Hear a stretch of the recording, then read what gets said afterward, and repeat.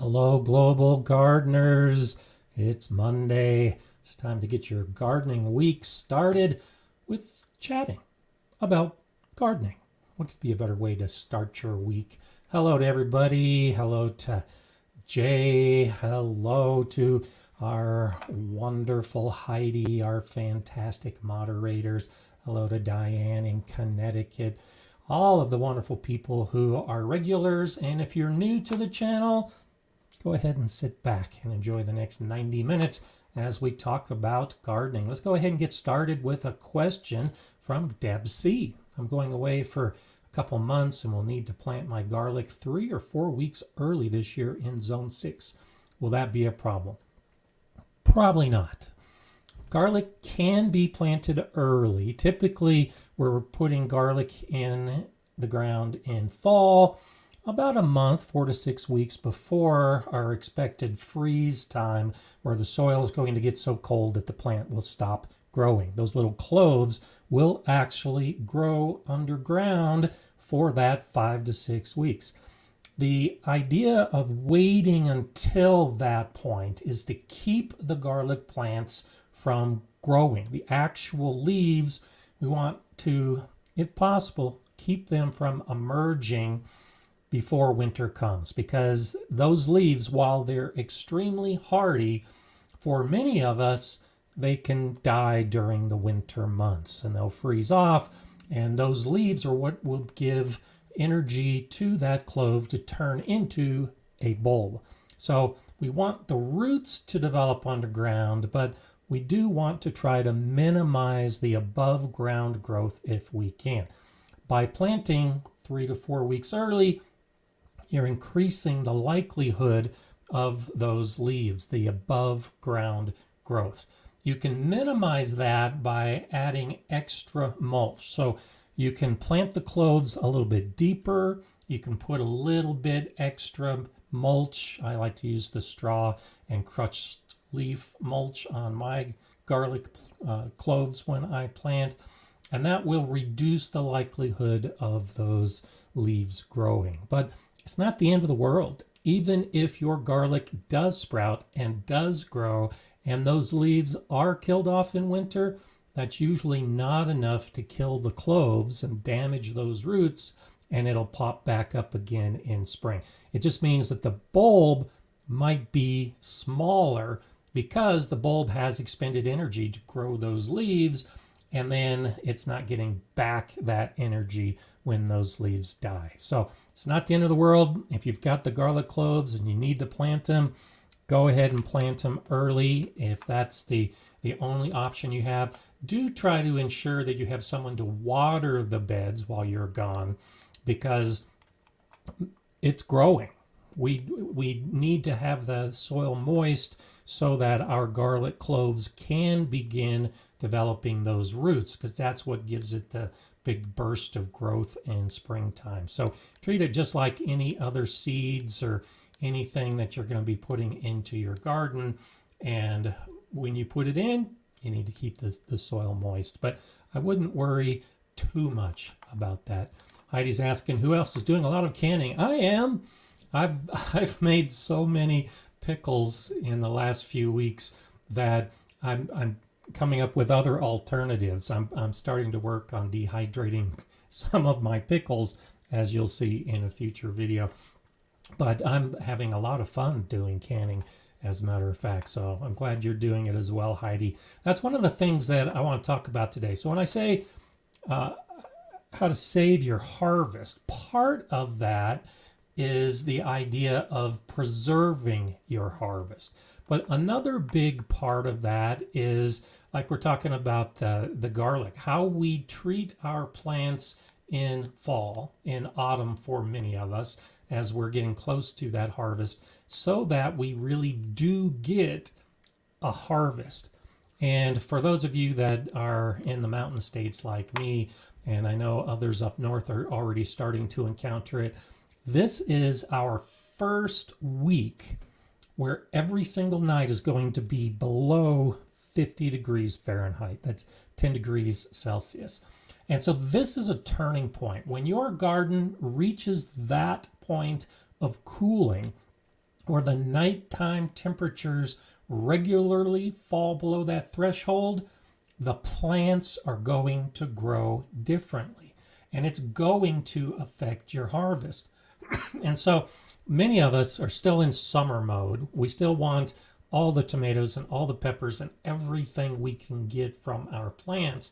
And so we're treating our plants as though it was the middle of the summer. But that's when things need to change for the harvest to really reach the point that it's going to be beneficial. You have to get out of grow, grow, grow mode, and you have to start transitioning into harvest, harvest, harvest mode. And so for me here in Colorado, when the days get this cold and the nights are this cool, it's telling me I've got about a month until I get to my first frost. Well, a month isn't enough time for a tomato flower to develop into a fruit and then reach the point where it's going to ripen. And this holds true with most squashes and with peppers, with most of the summer crops that we're growing. And so it's difficult. But to get that harvest, we need to sacrifice all of those flowers and all the little fruit that has no potential. And by plucking off those flowers, by pruning off the growing tips so that we're not getting new growth in our tomato plants, now the plant goes into survival mode and propagation mode, and it starts putting all of its energy into those fruits that are on the plant. And so one of the best ways to save our harvest and actually ensure a harvest is sacrificing all of the little leaves, all the little flowers, all the little fruit, so that the plant can focus on the rest of its growth. So I'll be looking for tips from you as we progress. I'll be throwing out some tips both in how we can get to that harvest point and then also what we can do to preserve our harvest. So that's what we're going to be talking about today. Bun for Bun, thank you for that contribution. I do appreciate it. Bit late to ask now as my tomatoes have caught blight. Do you have any tips to save it off? I was doing so well, went 3 months without a problem. So great question. And the UK has been having a big problem with blight this year. And like Eli in Scotland and I chat, and there are many gardeners in the UK who have never had blight before or just minimal problems with blight, and now it's starting to hit. And so particularly a late blight situation on your tomatoes, it's the same basic ideas I was just talking about. You want to put as much of the plant's energy into the ripening fruit. And the blight will typically hit the leaves. That's when you start noticing it. And the blight on those leaves are adding nothing to the fruit. And so by pruning off those damaged branches that aren't really doing any photosynthesis and are just sapping energy from the plant, that's one way to slow down the blight and help get the energy to the developing fruit. But particularly with blight, when you have a bad case of the blight on the tomato plants, harvest the fruit early. Don't wait until the whole plant is infected and the fruit is starting to suffer. As long as that fruit has reached the blush point, the point where it's just beginning to change color from that dark green tomato color, you can harvest it. And those tomatoes will continue to ripen on a kitchen table or in your pantry. And too often, and I've been guilty of this before, you've got the fruit that's developing on the plant, and then you have a disease like blight that affects it, and you want to leave it on the plant, thinking that the plant will ripen that fruit, and you'll be able to harvest that fruit before it gets affected by the disease. Sometimes it's best to get it before the disease begins to affect it. It means ripening on the counter, But that's one of the nice things about tomatoes is once they reach that point where they're starting to ripen, they'll continue to ripen off the plant. So that's one of the ways to save your harvest with the tomato plant. But with the blight in particular, it's trying to remove those damaged leaves, trying to increase the air circulation around the plants, and then kind of struggle to the end if you can. It's the same with the flowers. None of those flowers are going to develop into fruit. The new growth, the growing tips of the tomatoes, they're really not going to be adding anything to the plant. So sometimes drastic pruning really can save a tomato plant for some of those fruits that need just a little bit extra time to get to the point of harvest. So I hope that helps a little bit. Some cutting of the parts of the plant that aren't going to develop, and cutting off the diseased portion, and then harvesting the fruit as soon as it looks like you can. And that should give you one of those kind of successes. You might not get as many tomatoes as you would have hoped for, but you'll still be able to harvest some fruit from a plant that's infected with blight. Sherry's wondering, my little San Marzanos are hanging there with green ones waiting to ripen, so should I prune off the ends of the stalks? Yeah, same basic idea. The San Marzano is going to keep growing and growing and putting energy into those new tips that are growing. So cut off the ends of the vines so that the energy starts going into the fruit to ripen better on the plant. And that's so hard to do. I have a video, no doubt Jay's probably already on top of it, but I have a video on topping tomatoes. And I show how I do that. I show how I pinch the tips. I talk about the timeline, and it coincidentally matches with what we're talking about today. Usually about a month to 6 weeks before I expect my first frost is when I start pinching off those tips. And I did a lot of that this weekend. As I was harvesting my tomatoes, I was pinching off the tips of the tallest branches. And so you can treat it as a whole separate activity where you just go out and top all your tomato plants. But I got so many tomato plants that I just do it on a daily basis now. As I'm harvesting, I'm also pinching off those growing tips so that the energy goes into the fruit. And I'll probably wait another week. It's so hard. I really don't like pinching off the flowers if I can avoid it. But my cherry tomatoes can get to the point, if the weather cooperates in beginning October, I might get some cherry tomatoes that are flowers today. And so I do hesitate with that. But the bigger fruit, the bigger plants like my Kellogg's breakfast tomato and even my black crim, any of those flowers today are just not going to have enough time to develop in my Colorado garden. And that's one of the things you could start tracking, especially if you're new to gardening. Track it in your garden journal. Note when the flowers appear on the plant, and then track those flowers and note when you harvest them. Because you'll have a tomato plant that might be 80 days. And what that means is it's 80 days from the point that you're putting that plant in the ground until when you can expect to harvest, when everything goes right.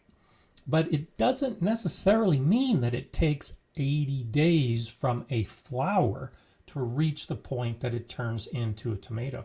An 80-day tomato may only need 30 or 40 days from flower to picking the fruit. And so track those kind of things, because that'll give you an idea. I know that the bigger beefsteak tomatoes that I've attempted to grow in the past take sometimes 60 days and more to develop from a flower to a fruit. But my cherry tomatoes are easily done within a month. So as we're plucking off the flowers, start looking at those kind of things, because you really don't want to pluck off a flower that might still lead to a successful harvest, depending on how quick your winter is going to approach.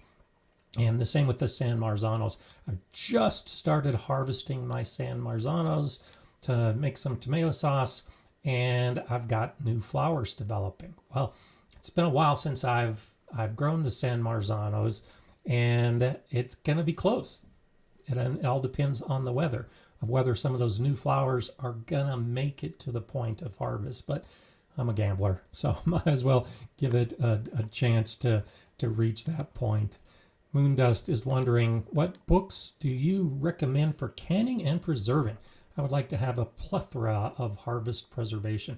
So the ball books, and so if you look at any of my fermentation or canning videos, you'll see a link in the descriptions to the canning books. For your first time, if you're preserving, the Ball Blue book is the one I recommend. Now, it used to be actually blue, and I showed it in a recent video when I was doing the cowboy candy, and I held up the blue book.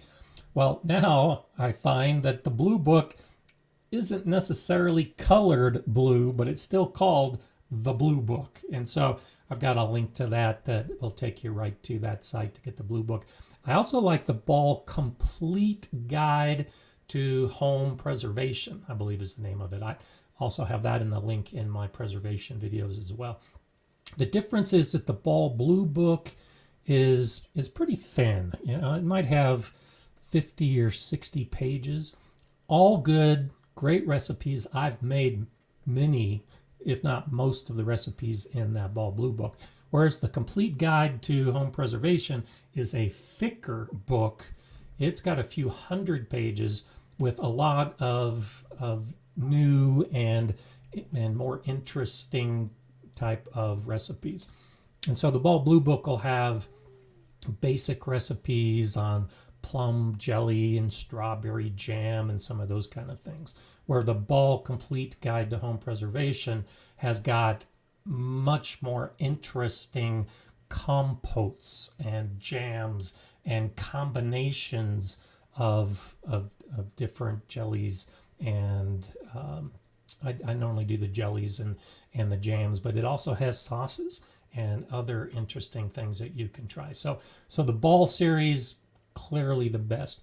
I've tried a few others that are from other sources, and they're okay.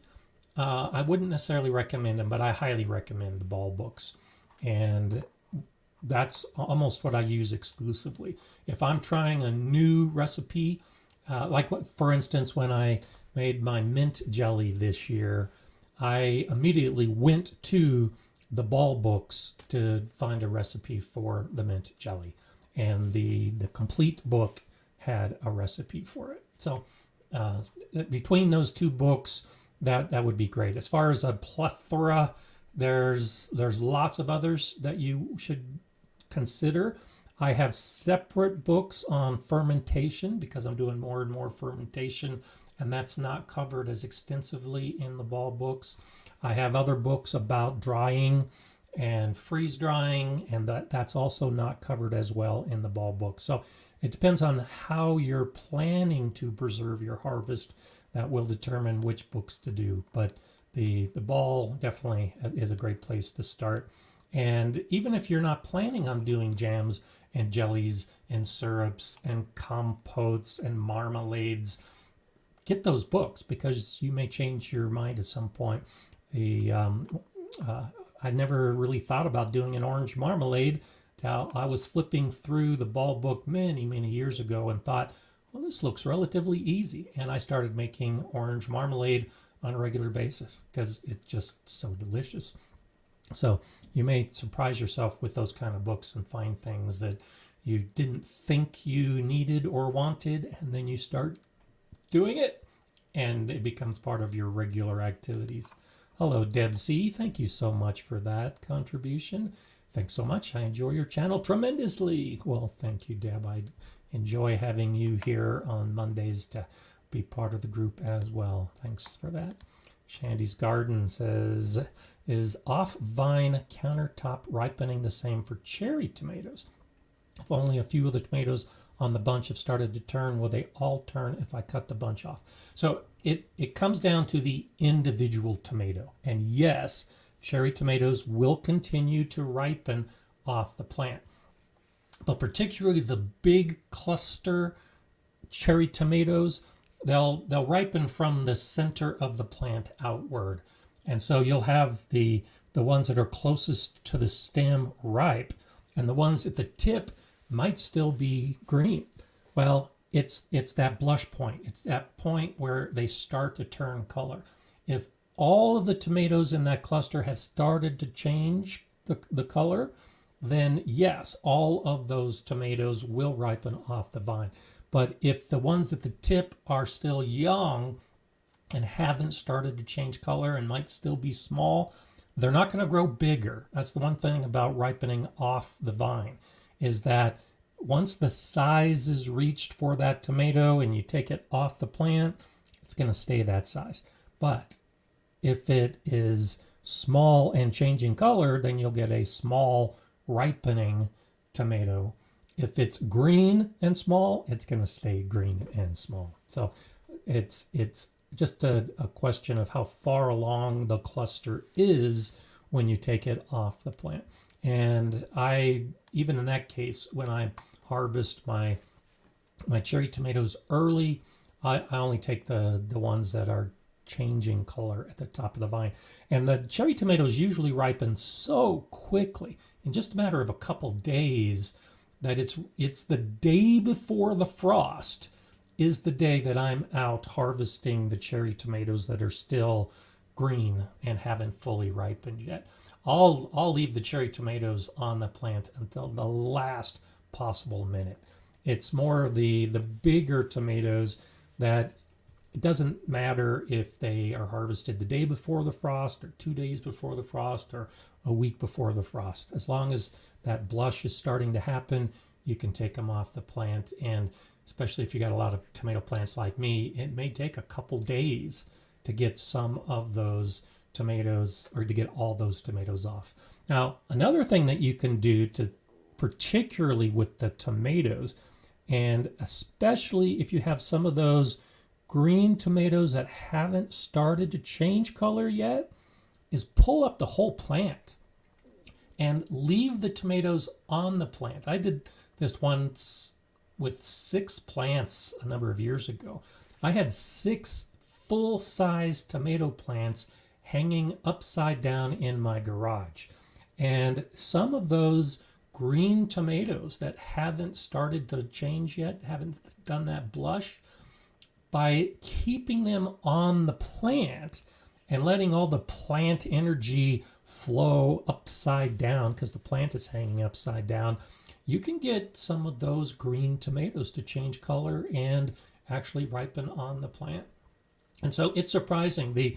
I'd pulled up a plant last week and just set it off to the side, had a lot of green cherry tomatoes on it, and it continued to ripen. I didn't even think about it, but just lying on the ground, those green tomatoes that were still attached to the plant continued to ripen on the plant. So that's also an option. Pull up the entire plant if you have so many green tomatoes that you're concerned they're not going to fully reach that point where they're going to be okay on the kitchen counter. Hey Dixon, there's a nice link. Yeah, Eli and Kate have been dealing with the tomato blight problem as well, and you can check out the video on that. So thank you for giving us that link, Jay. Always appreciate it. And Isabel, thank you for that donation. My first frost is in a week, so I'm picking up green tomatoes. There you go. Sorry to hear that. This is the time of year that it's disheartening, because we just need another week. If I could only have 2 more weeks, that's kind of the way I look at a lot of my gardening. So with the first frost coming, yeah, definitely get out in the garden and start picking those green tomatoes as early as you can. Now, one thing you can do, and sometimes it's more difficult for the big plants like tomatoes, but you can still do it. Here in Colorado, we have our frost hit last week of September, first week of October. It varies from year to year, but it's one day. We have the frost hit, and then it warms up. Every year is the same way. It's one day, one night that we get the cold temperatures. And then it's 2 or 3 weeks later until we get the next cold freezing night. And so if we can just protect our plants for that one night, we can get an extra 2 to 3 weeks in our growing season. And so that's a big reason why I've got hoops over all of my raised beds. Because when I see that first frost coming, by covering those beds with plastic, with a tarp, with a space blanket, with something to help hold in the heat that's already in that soil just overnight. If I can keep that temperature above freezing near those plants, then I can get an extra 2 to 3 weeks. And so as you start approaching your first frost date, look at what is following. Now, if you live in a region where once the first frost hits, every night is going to be below freezing, it's not as effective. But if you're in an area like mine where you only need to protect your plants a few times and just at night, putting that cover over them can make a big difference. And even if it's a trend, if your nightly temperatures are dropping right down to freezing, but it warms up well during the day, cover your plants and you might gain yourself that extra little bit of time that you need for the fruit to develop. And this particularly holds true with pepper plants. They're small enough that you should be able to cover your peppers and get an extra week or two to your season, as long as you can hold all of that in. And so I'm ready. I've got all of my plastic ready to go and the hoops ready to go, and I'm looking at the forecast, waiting for that one day and hoping to get that extension in my season. Hello, bud. I want to thank you and Eli for the joint video that encouraged me to prune my tomatoes this year. Well, you're very welcome for that. I topped my indeterminates 10 days ago, and my tomatoes are cropping like mad now. Well, thank you for that, bud. Yeah, that's the last video, the collaboration that Eli and Kate and I did, that we talked about that. And I'm so glad it helped, because that's what they're doing. In Scotland, the weather is much different than mine. It is more of a gradual cool down. The days are cooler, the nights are cooler, and the topping of the plants makes a big difference. Whereas for me, it's abrupt. It just it literally happens overnight, and we never know when that night comes. So glad that was helpful for you, bud. That's why we make these videos, and I'm glad that it could definitely help out. CJ Don has added a recommendation, Home Canning Recipes by Rhonda McDonald. So thank you for that, CJ. I don't have that book, but I'll have to check it out. Sherry says it's another good book called Putting Food By. I've used that a lot with zero disappointments. Cool. Connie's got the bulb books going back to the 60s. They haven't changed a whole lot. There are some things that are being modified in the canning world, but for the most part, the recipes are the same. And so once you find that and have that book, then you can use it for years and years and years to come. MKMN says, my brandy wine have set fruit after a poor showing mid-season. I've pruned, but a month ago before the first frost, I doubt they'll all ripen. Are fried green tomatoes an option this fall? Oh, absolutely. I know gardeners who grow tomatoes not to let them ripen on the plant and eat fresh, but to make fried green tomatoes, because they love fried green tomatoes more than they love the ripe fruit. I think that's a little bit crazy, but I have a gardener friend that lives to grow those big green tomatoes and make the fried green tomatoes. So yes, they're always an option. The nice thing about fried green tomatoes, if you like the taste of fried green tomatoes, is you can do it when they're fully green and haven't begun to ripen at all. I personally like fried green tomatoes after they've softened and reached that point where they're starting to ripen, but it's definitely an option. And if you find a good recipe and a good batter and get them all fried up, and I'd like to have my fried green tomatoes with like a lemon aioli or some type of sauce on them.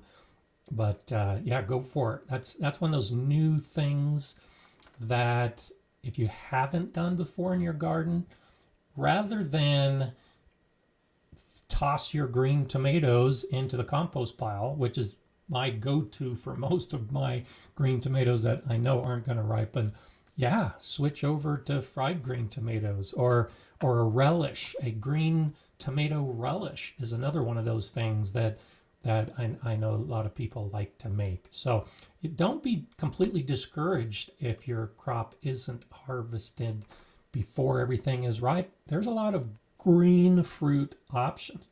Peppers are a great example of this. I leave almost all my peppers on the plant until they reach their ripe point. They change color.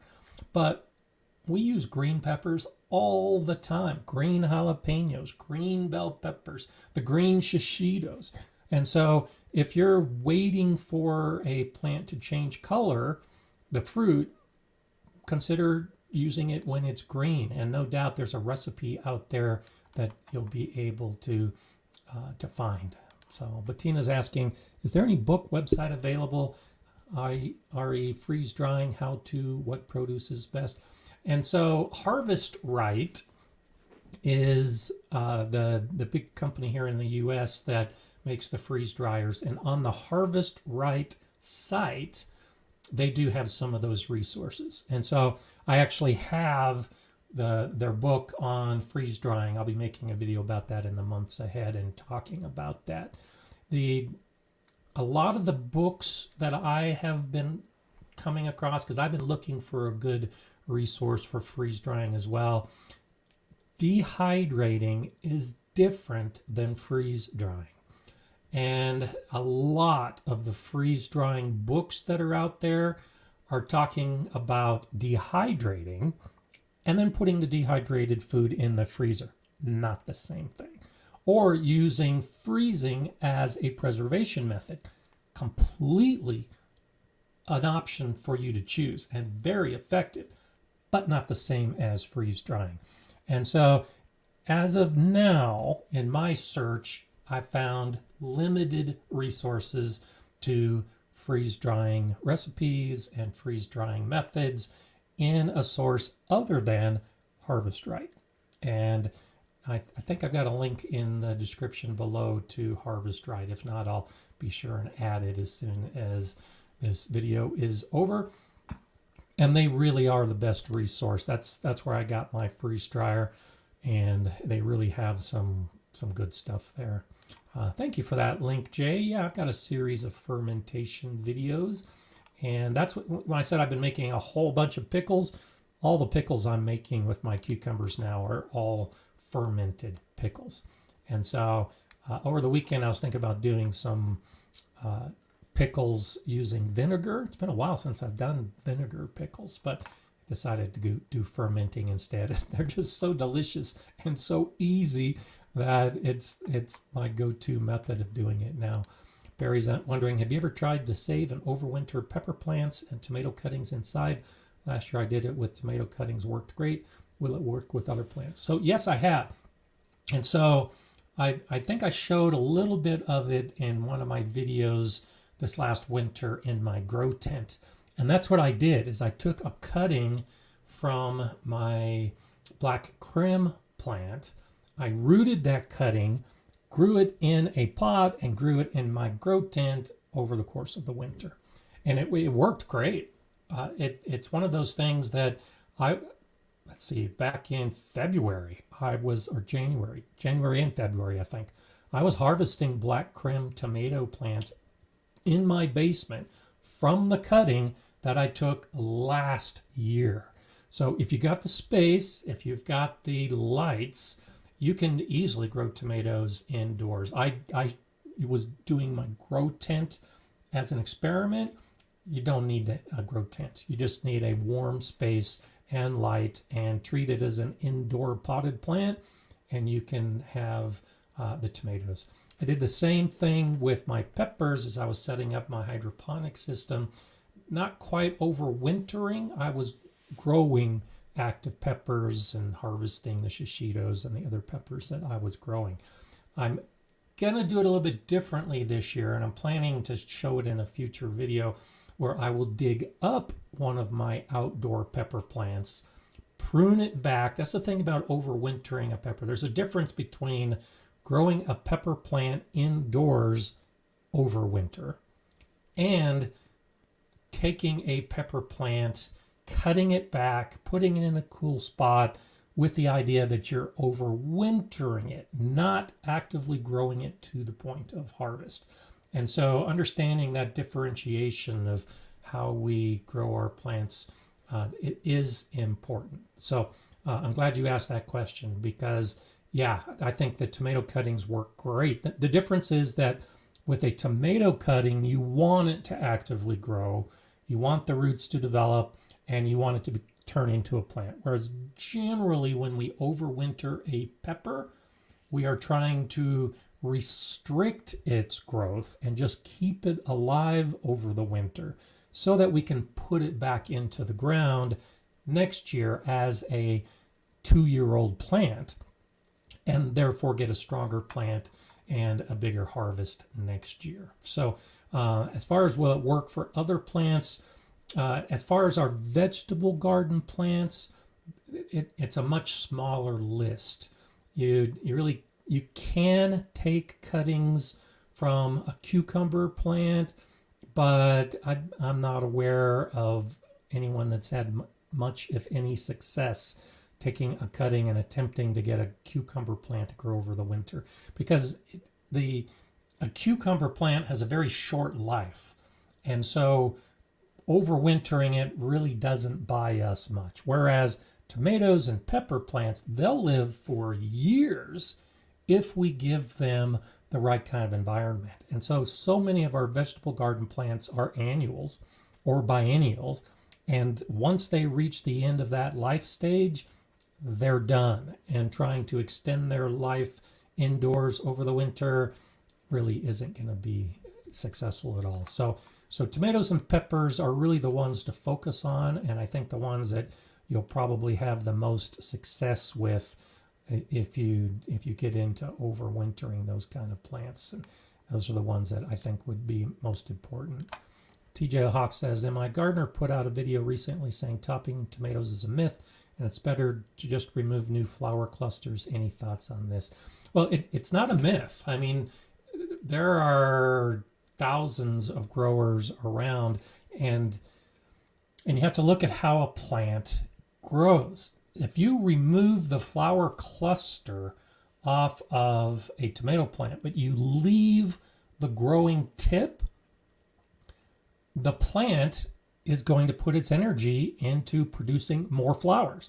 And it'll do that by putting its energy into that new growing tip to grow new branches and new flowers and new fruit.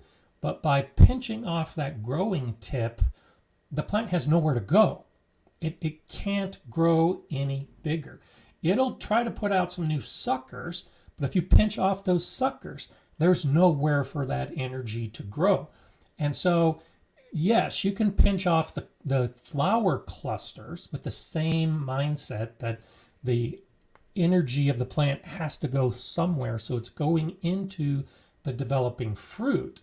But those growing tips will continue to grow. That's why the tomato plants that have the right environment can grow for years as long as those growing tips are in place. It'll put out new leaves, it'll put out new branches.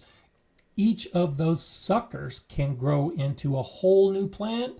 Well, each of those tips can grow into a whole new plant. If you cut them off and root them, you're going to get another tomato plant. So it's not a myth that topping the plant does no good. It's the same effect as removing the new flower clusters. You're just directing the energy of the plant to the fruit, which is the reason you're doing it. And removing the flower clusters just redirects the energy to new plant growth, unless you remove that as an option for the plant. So I'm not sure why he thinks that's a myth, but there's a lot of good research out there that shows how the plant grows when the energy is redirected and new growth is not happening.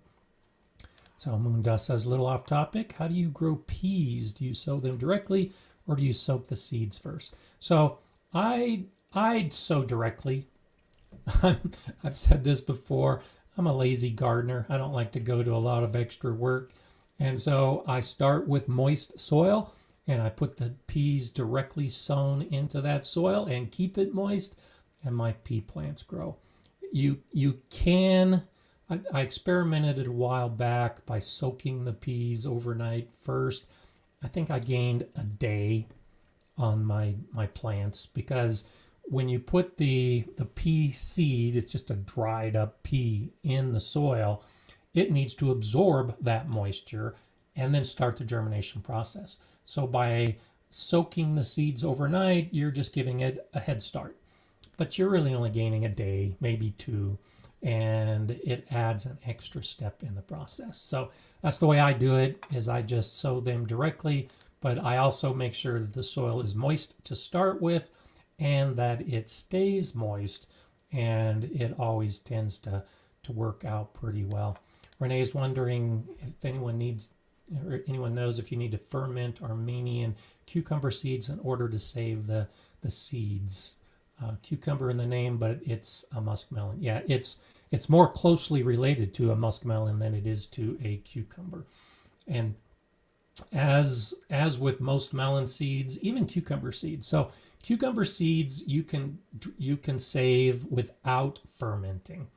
And you can also save tomato seeds without fermenting. It's just those seeds that have that jelly sac around them, like the cucumbers and like the tomatoes, the fermentation helps break down that jelly sac around the seed. And what's in that jelly sac is actually a growth inhibitor. It actually helps reduce the chance that those seeds are going to germinate, unless they're buried in the ground and begin to ferment, and that breaks down. The melons are a little bit different. Their seeds tend to be drier, and I grew the Armenian cucumbers last year, and I noticed that the seeds didn't have that same jelly sac around like a lot of other cucumber varieties do. So I don't think that they need fermentation, just like those other plants don't need it, but it can help if you see that gel as encompassing the seed.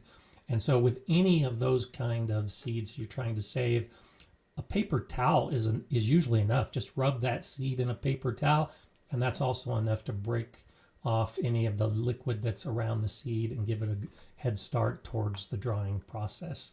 And I would do the same thing. In fact, I've already started saving some cucumber seeds this year, and I'm not fermenting them. I'm just rubbing them with paper towels and moving forward. And I fully expect that everything's going to work out pretty well. Sharon Towers, hello to you. I've just started watching your channel and I love it. Thank you. I'm based in the UK, but apart from the climate differences, your advice is transferable wherever you live.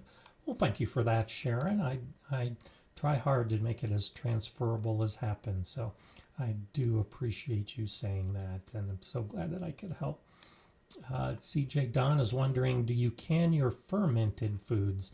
So yes and no. And so some of my fermented foods I can. It all depends on what I'm doing. So if I'm doing 1 or 2 jars, and that's kind of what I've been doing lately, is I'll harvest enough of my pickling cucumbers to do 1 or 2 jars, and then I'll just let them sit for a week and throw them in the refrigerator. I'm eating so many pickles because they're so delicious that I still have room in the refrigerator. But especially at the end of the season, saving the harvest because you've got so much of it, I'll even can my fermented foods because that gives them a longer shelf life, and I've got more room in my pantry than I do in my refrigerator. A lot of the fermented foods you can leave out for weeks and months without a worry, but the longer they are at room temperature, the more the flavor will change. And so though the fermentation may stop in 3 or 4 or 5 days, or maybe a couple weeks, depending on what you're fermenting, it will continue to change in flavor over time if left out at room temperature. So I'll let my pickles, for instance, ferment for about a week, and then I put them in the refrigerator, and that tends to lock in the flavor at that point. And that's the approach I take. And if they're going to be much longer than a month before I think I can eat them, then I'll do a water bath canning. And so beets are a good example of that, where I'll harvest. I've got a video on fermenting beets. And so if I'm doing a lot of beets, then yeah, I'll can them so I can put them on the shelf for months, because I don't eat that many beets. Fermented beets are great, but I'm not going to be able to eat them before I start noticing that flavor change. And so it is important that you, getting back to the bulb books, that you follow all of the necessary water bath canning methods to make sure you get that good seal, to make sure you have the proper processing time. So don't just guess if you're going to do any of those kind of things. You really do need to make sure that you're using an approved and recommended source like the bulb books to do the water bath canning and for it to be safe. So Moondust is saying, how long does the garden harvest canned goods last in storage? So for those of you that don't mind, the year after I became a master gardener, I went through the Master Food Preserver program. I became a certified Master Food Preserver here in Colorado. They changed the name a couple years into that, and it became Master Food Safety Advisor. So I became a certified Master Food Safety Advisor. And as a food safety advisor, the approved answer, and the one that we would tell everybody, is up to a year. And so if you're canning something, it lasts up to a year. That's the official answer. However, for those of you who are making your own canned products and using an approved recipe, they can last much longer than that. And so I've had pickles that were 1.5 or 2 years old. I have jelly that is 3 years old that I still have on the shelf that is perfectly fine. You can expect that it'll change color and it might change flavor over time, but up to a year is the best answer for having it taste the way you expect it to and look the way that you expect it to. But if the pH was right and if the seal on the jar was right, they can last longer than a year, but you may notice some changes in it. And anytime if you open up a jar and you see that there's mold or fungus or anything that's growing in that jar, toss it. If in doubt, throw it out. That's what we used to say. So if it doesn't look at all like you expect it to look, don't even run the risk. It's just too much, literally deadly potential if it doesn't look right when you are opening up the jar. And so better safe than sorry. Hello, Jason. Thank you for that. Thank you for sharing, Scott. And thank you for that contribution, Jason. I do appreciate it. So nice to have you here today, as it is with all of us on our Mondays. I just love this time. Some good questions today.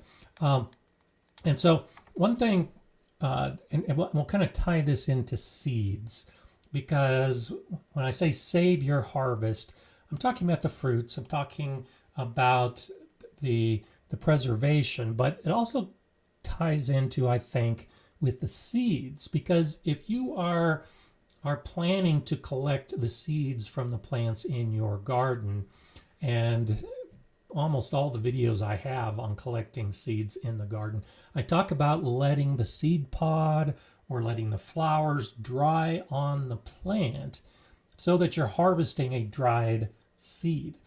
Well, in most cases, the plant is still alive, and the seeds or the fruit on the plant that you're going to be collecting for the seeds needs to stay alive as well. It's maturing on the plant. So keep watering the plant. If you've harvested the plant, but there are new flowers or new seeds or new pods that are developing, you decide that you're going to save those and plant them next year, keep watering the plant. Keep the plant alive so that the seeds can mature on the plant. And I've talked to gardeners before, often new gardeners, who hear that you're supposed to let the the seed pod dry on the plant, and so they think that means you need to let the plant die to collect those seeds. And that's not the case at all. You need to keep the plant alive, and you need the seed pod to dry on a growing plant in most cases for the seeds to develop the best. So hope that helps out a little bit. I also set aside some fruits to save seeds. So on my shishito peppers, I've had a great crop of shishitos this year. I love picking those shishito peppers and then getting them a nice char in the iron skillet. And it's getting close to the end of the season. I'm still harvesting a lot of shishito peppers, but I'm leaving some of those shishito peppers on the plant, even though they're perfect size to eat, to change color, to turn red, to mature on the plant. And then in another couple weeks, I'll harvest those fully matured red shishito peppers to save the seeds for next year's crop. And the same with my cucumbers. Cucumbers will turn yellow, and they'll actually get big and engorged and bulbous and change to that golden yellow color when they're maturing. So if you want to save your cucumber seeds, you've got to leave some of those old, gnarly looking cucumbers on the plant to reach that mature point that you can save the seeds. And that's another way to look at the end of the season, is intentionally thinking about how you're going to save the seeds for next year's crop, especially if it's a biennial. I just did the video on the onion seeds.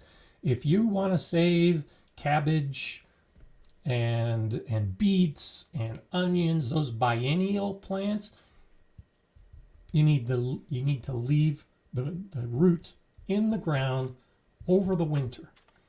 The leaves will die back in most cases, but they'll grow again in the spring. Now, the onion leaves aren't going to completely die back. Even during the course of the winter, my onion leaves stayed green. It did pop up some new onion leaves this early spring, but some of those really hardy plants, even like beets, the leaves may still stay green. Regardless, you have to leave the root in the ground over the winter for the biennials, so next year you can collect those seeds. So that's all part of the planning process as we start getting into the harvest season, and we decide what it is we're going to harvest, and if we're ever going to reach the point where we're going to be saving those seeds for the future.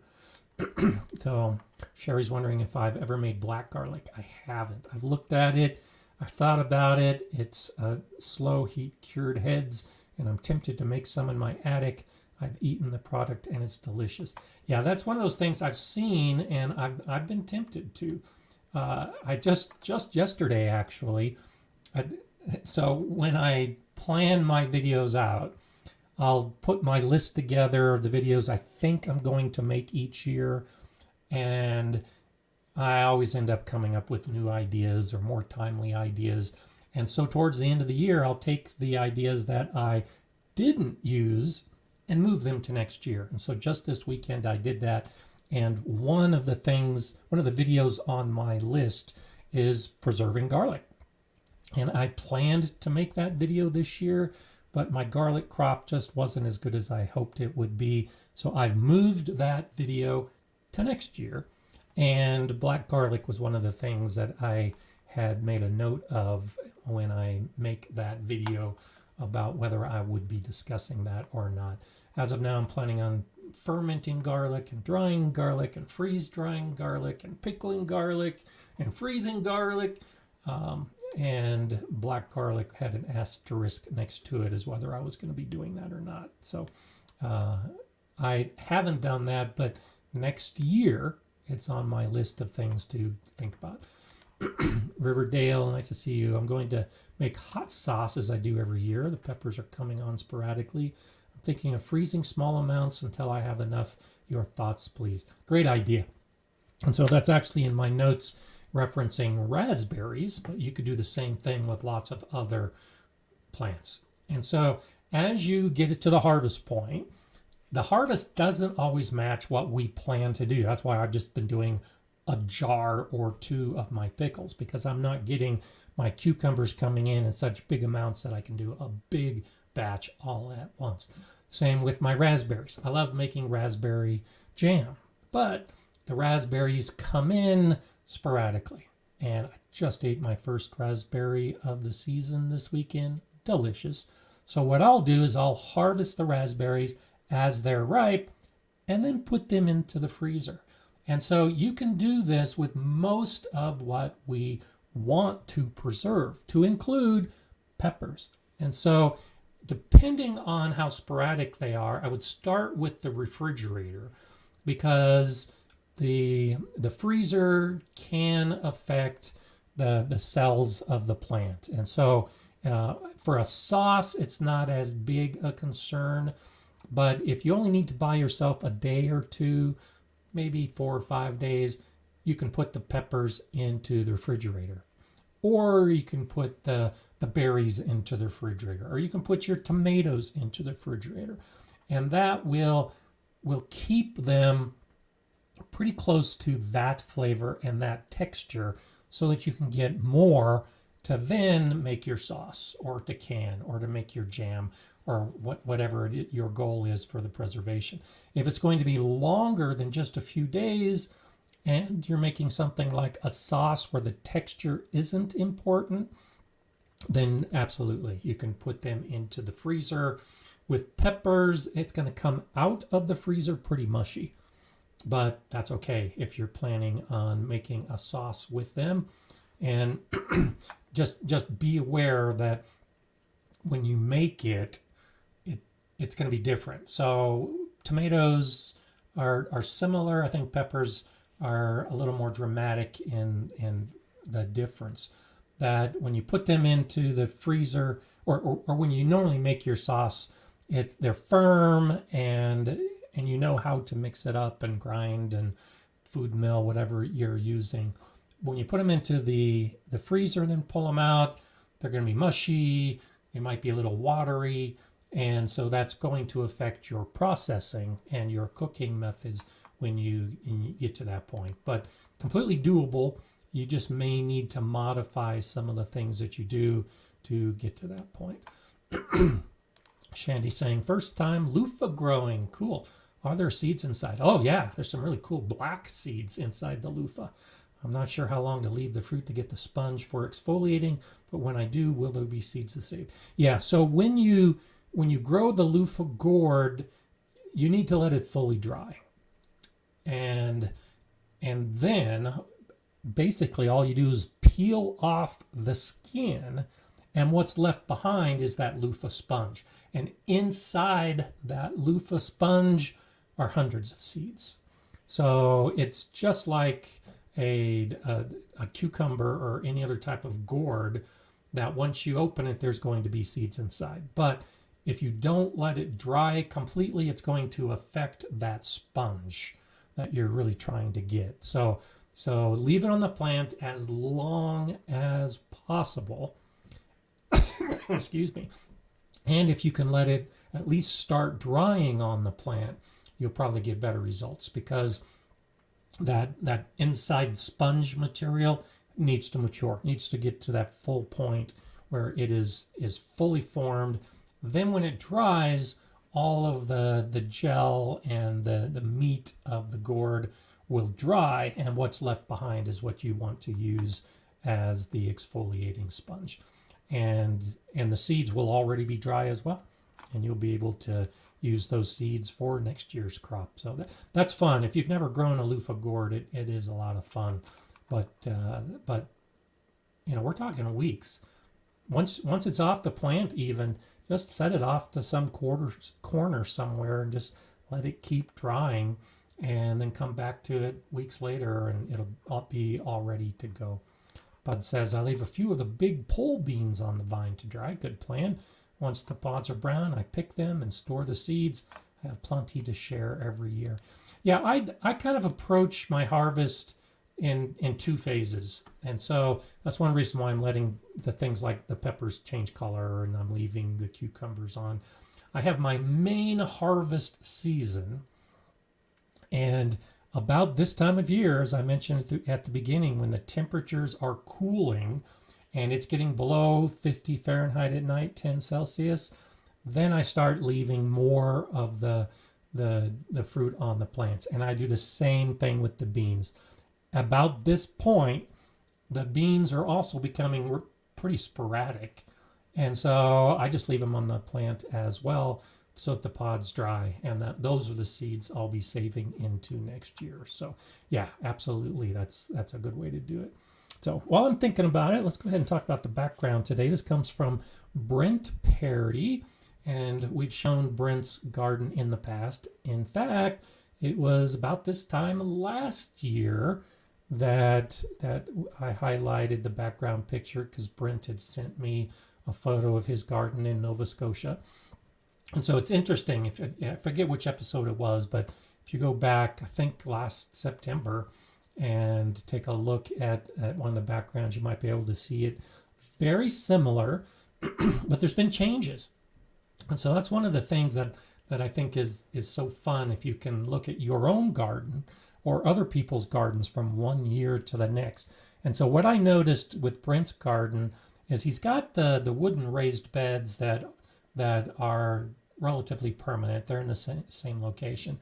But he's mixed up where he's putting his grow bags. And so he's got grow bags around most of his beds.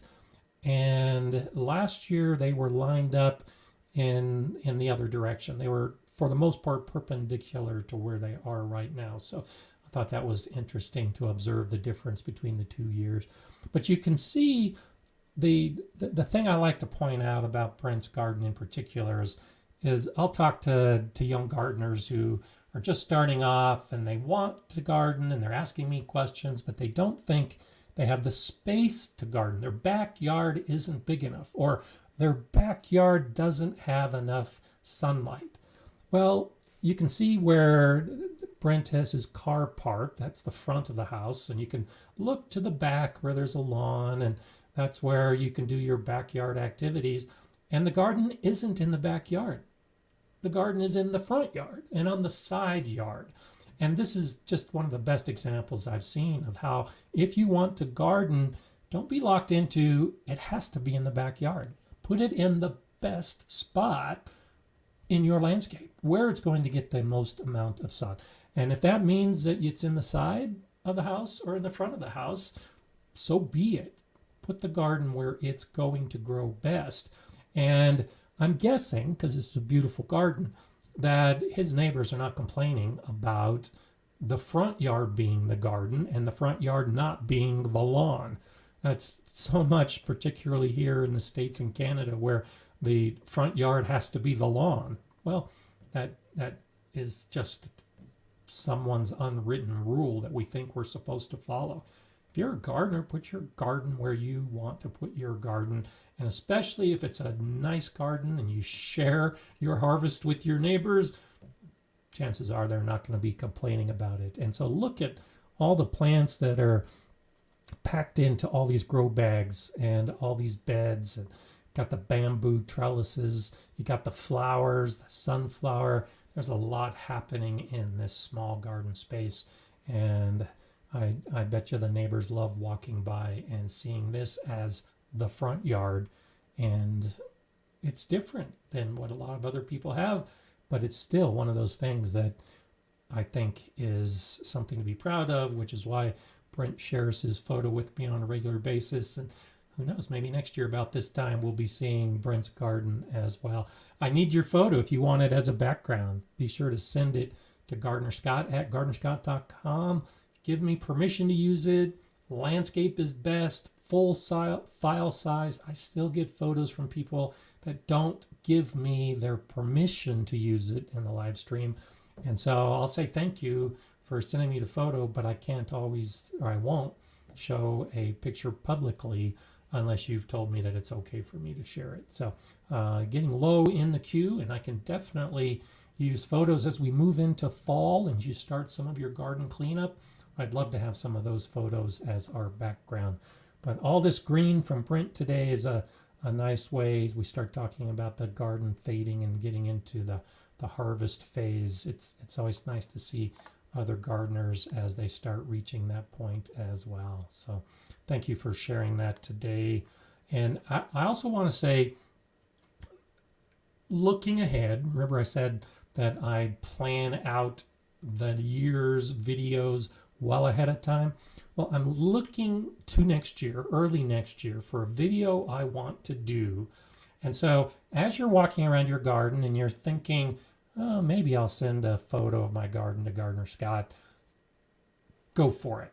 But if you don't think you want to share the photo, that's okay too.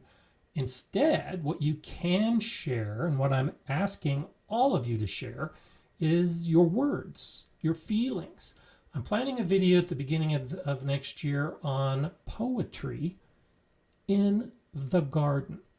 And I'll have some of my own poetry. I love making haikus as I'm walking through the garden.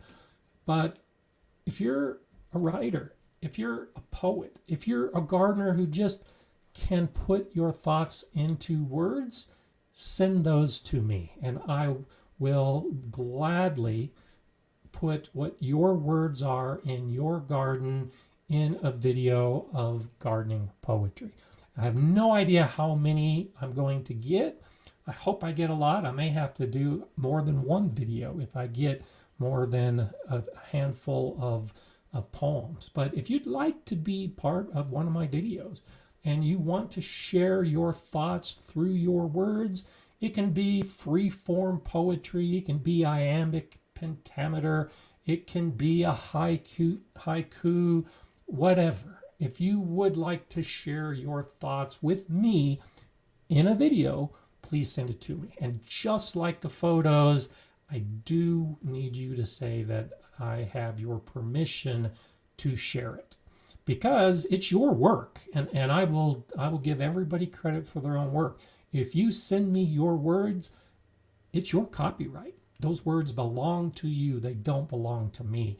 And that's why I always ask for the permission. The same with a photo. It belongs to you. You have the copyright on that work. And so if you don't give me permission to use it, I'm not going to, even though I would love to. So share your poetry with me, whether you want me to share it or not. I'd love to see your thoughts. And you can send that to gardenerscott@gardenerscott.com. And I'll start working on that video soon, but it's not coming out until the beginning of next year. I'd love to see what you have to say, and I'd love for you to be part of one of my videos and have you participate. So I'll remind you about that in the upcoming weeks, but I wanted to go ahead and raise the subject today to get you thinking about it. And I think almost all of us, if you're a gardener, you're probably a poet. You probably think with poetry in your heart, whether you've actually ever stopped to analyze it or not. I think just seeing and being part of nature brings out the poet in all of us. And so write it down and share it. And you never know, it may be one of those things that I'll be able to to share with the rest of the world as well. Hello, Yankee Sister Homestead. I know Cowboy Candy is originally using jalapeno peppers, but can you substitute and use other hot peppers? Oh yeah, absolutely. The thing about the jalapeno peppers is that they aren't as hot as something like a habanero, but they're hotter than something like an Anaheim. And so for many people, they are edible because they're not too hot. Therefore, adding that sweetness gives them the sweet and the hot and can make for a nice little snack. But you can definitely follow the same recipe, follow the same process for other hot peppers, even hotter or more mild. It completely comes down to how you want to do it, with what peppers you're planning to use in the recipe, and absolutely have some fun with it. Make a variety of some mild and hot together. I shared my Cowboy Candy with some buddies of mine a couple weeks ago, and there was a big difference in the peppers. I had jalapeno peppers from 2 different plants, and some were relatively mild and some were pretty darn hot. And so it was actually enjoyable, is a relative term, but it was kind of fun eating the Cowboy Candy and then suddenly getting one of those super packed hot peppers.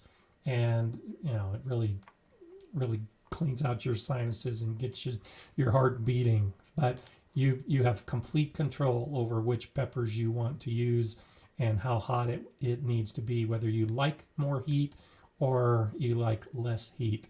It's completely up to you. So, Bud, thank you for that. I appreciate it. This channel is such a great resource. Thank you. I'm loving this session with all the preservation tips. You should make this an annual topic during the peak of harvest. Thanks so much. Well, thank you for that suggestion. I just might add that then for next year's plan, since we've been talking about that. And so I appreciate it. Yeah, I do try to cover as many preservation videos as I can this time of year. Not everybody likes to see a preservation video, so I still try to throw in like how to save onion seeds. And so as in the weeks ahead, you'll be seeing a mix. I'll still be doing some preservation videos, but yeah, I like the idea of making at least on the live stream, a annual event like this. I did talk back in spring about preserving the harvest and planning your garden with the idea for preservation at the end. So expect that you will see another live stream next spring where we'll talk about that as part of the planning.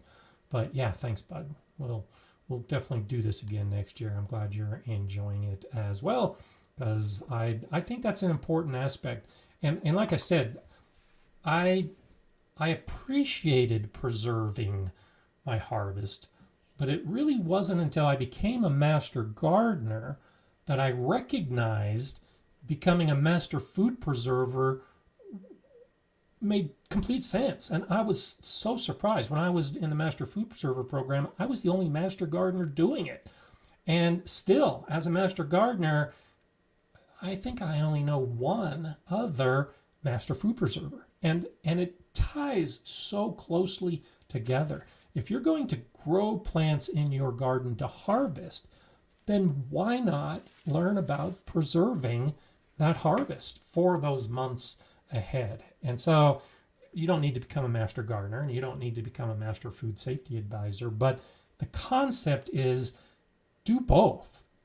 Grow a garden and preserve your harvest, and you'll really get the benefit. And so as you're planning next year's garden, plan it with an eye towards preserving the harvest.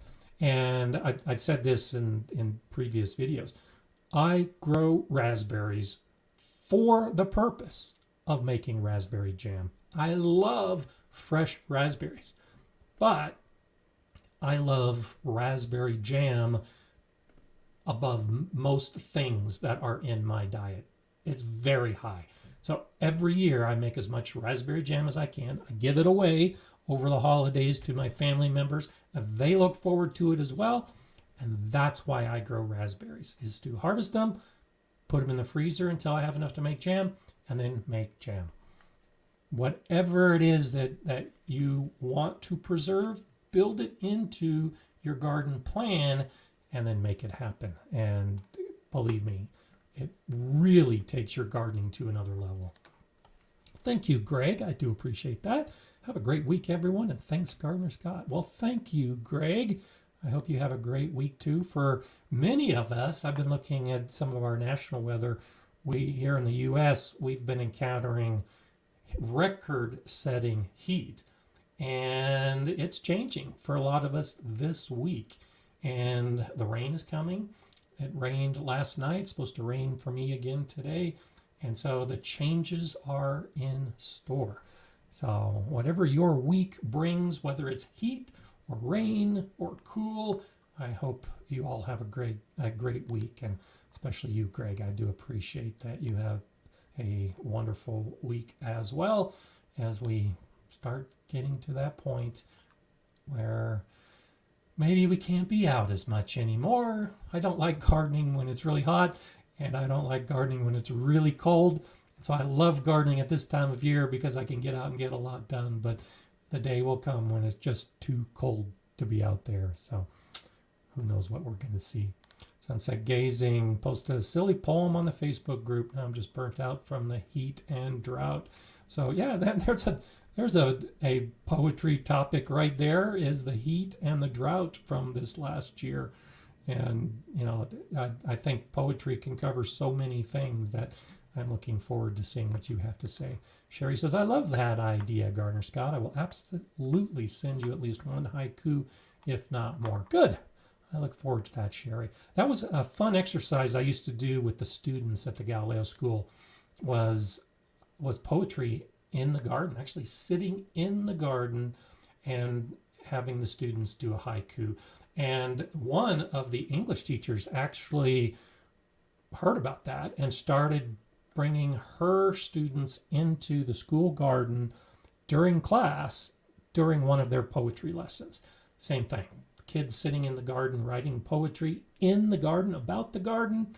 What's better than that? So I think sitting in your own garden and making poetry from you in the garden is a fantastic way to get into it and to put it on video so that everyone else can see it. That's really what I want to do. Okay. Big West says, Lawn Care is saying, has anyone ever said, I swear I didn't try to kill you, to something they are growing at the edge of tears, asking for a friend? Yes. Yes, you can tell your friend that is completely normal. There was, what was it this year or this week?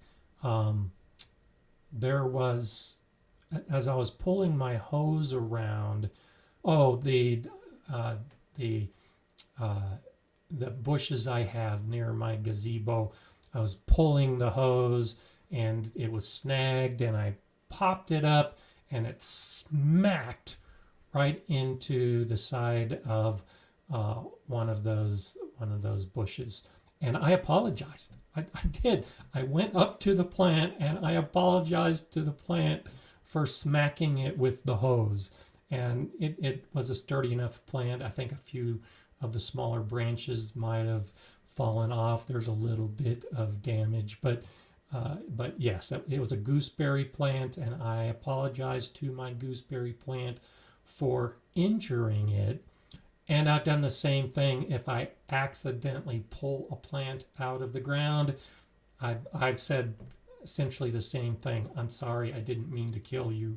So yes, for your friend, it is normal, and don't feel too bad about it, because I think when we care about our plants as much as we do, that is something that's going to happen.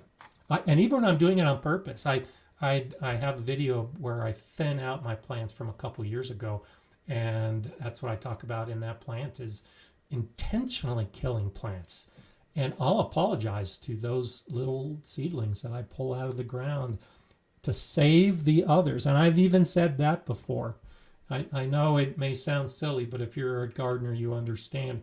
I'll have this little pile of the seedlings that I've thinned out, and I've apologized to those seedlings for killing them by saying, you've given your life so that others may grow.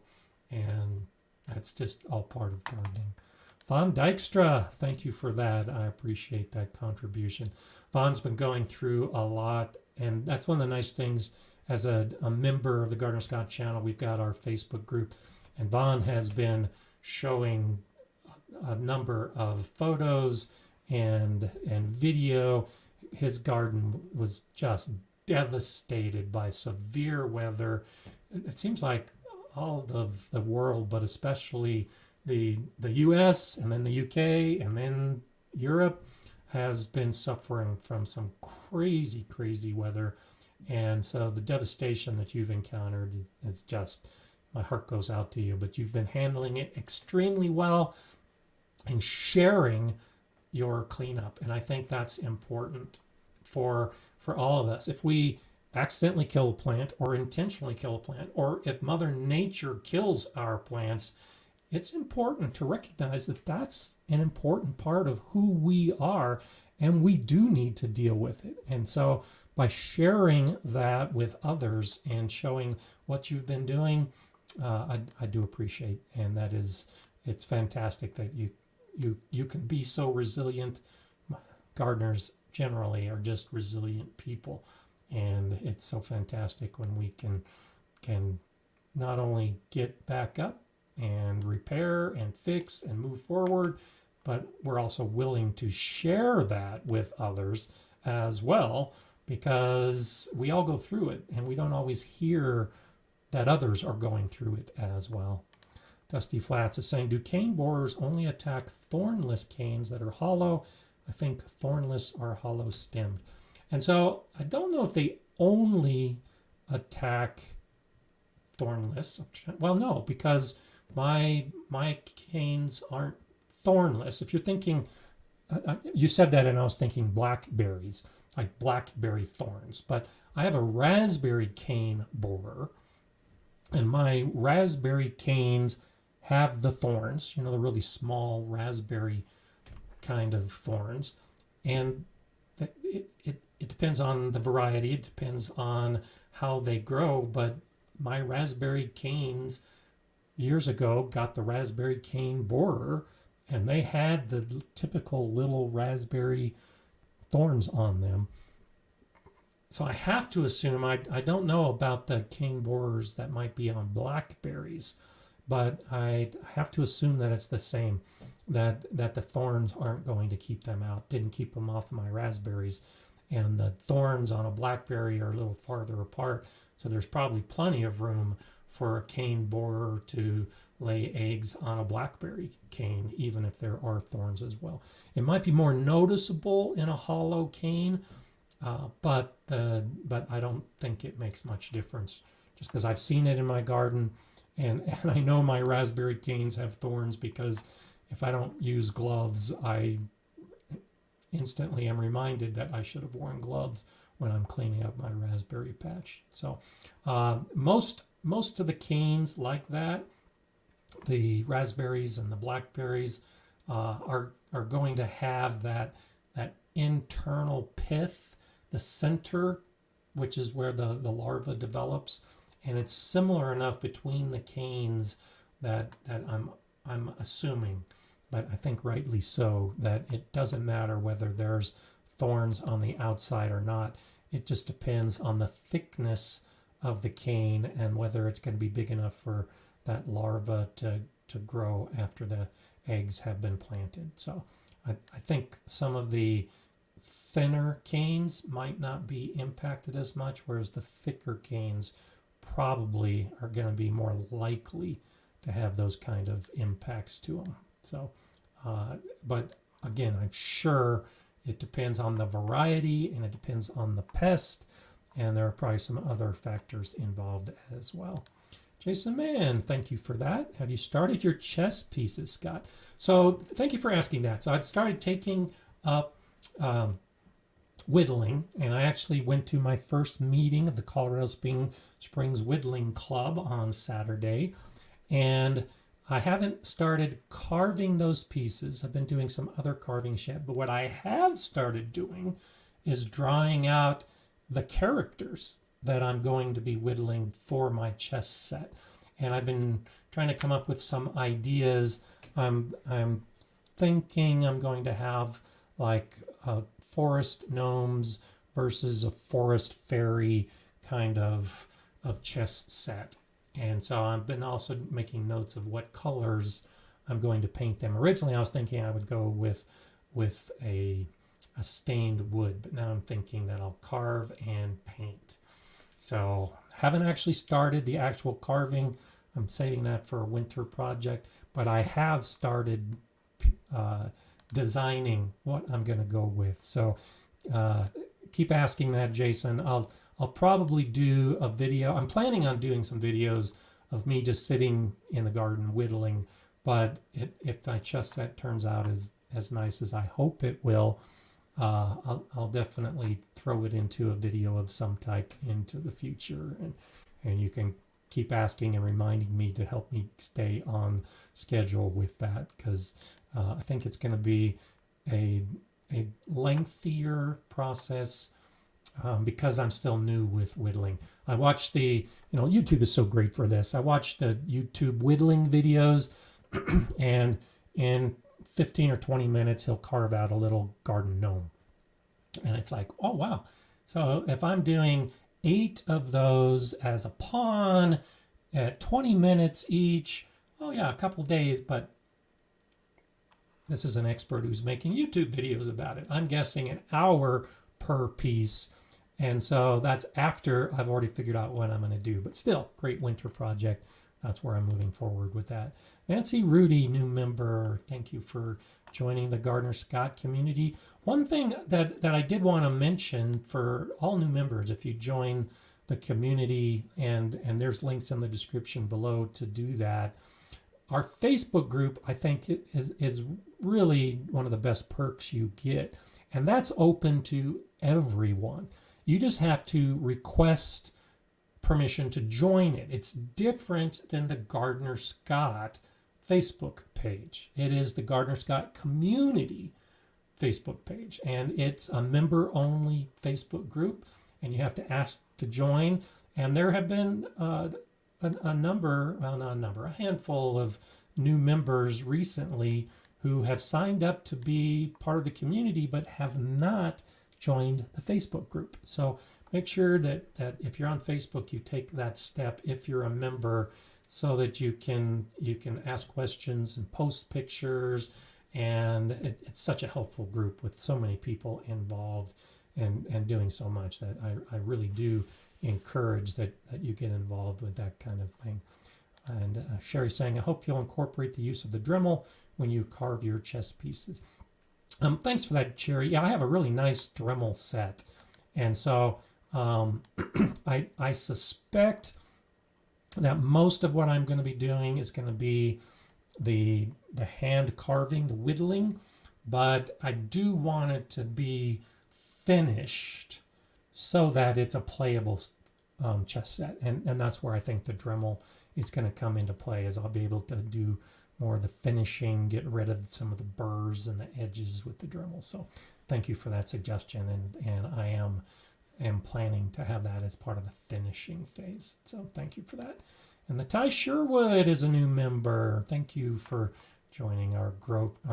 I look forward to seeing you in some of the perky spots that we have for the Gardner Scott community. Now, I do want to say, as we finish up today, that this is September 11th. And here within the United States and also in many other parts of the world, this is a day of remembrance. 9/11 has a deep spot in our memories and our hearts. And this is a day that we remember in whatever way it happens to be the events of 9/11. And I remember where I was on 9/11. I think about that every morning when I notice the date and think about it, and think about where my son and I were together when we first heard about the first tower being hit. And so whatever that means to you, as you find those moments in your life that become something that in later years has you pause and you have a moment of remembrance. As I said in recent weeks, I think the garden is really a nice place for remembrance. And so if 9/11 does have a special spot in your heart, in your memory, if you lost someone, if you knew someone that was lost, or just thinking about those that were lost in 9/11, maybe the garden is a spot to help bring it all together and give you some of the comfort that you may need during those moments of sorrow, if that's part of your remembrance. So I bring it up today because this is an important day for many people in our country, and I didn't want to lose this opportunity to say you can use your own garden as a moment of remembrance. And I know of gardens that have a 9/11 memorial built into the garden, and I'm talking backyard gardens in some cases. So however you choose to recognize it or not is completely up to you. But I think the garden just has so much potential for all of us to use in those moments where our memories come up and we want to tie it to a happy place where we have that comfort within ourselves to face those moments that may not be happy memories. So let's end there. I hope you have a wonderful day, a fantastic gardening week, and of course, I will be back next week to do this all over again. I hope your harvest is great. I hope you can save your plants to get to harvest and then save your harvest after the fruit and the roots and the leaves are off the plant.